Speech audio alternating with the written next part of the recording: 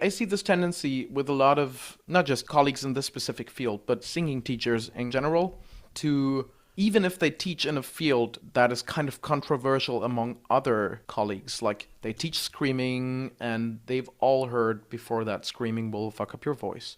They might teach belting and still have debates about whether belting will fuck up your voice or not.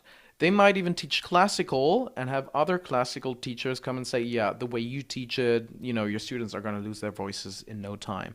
This is a big theme in especially voice pedagogy. I don't know that guitar pedagogy has these kinds of ideological problems, but even people from a field like screaming pedagogy will default to this kind of easy opt out of like, I teach healthy technique because I'm always screaming below a certain volume limit. And if it's unhealthy, it must be too loud. And if it's not that, then I will ignore it.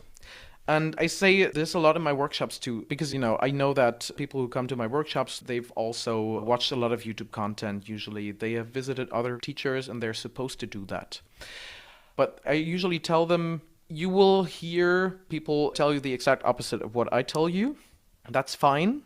You're the consumer. You just see which one makes most sense. However, ask people why. Always question them. Even if you believe them, even if you believe me, question me. Why, Tony, do you say that push fry scream and push distortion and this variation of that effect is not recommendable? Why do you say that I should not use too much air in my fry screams?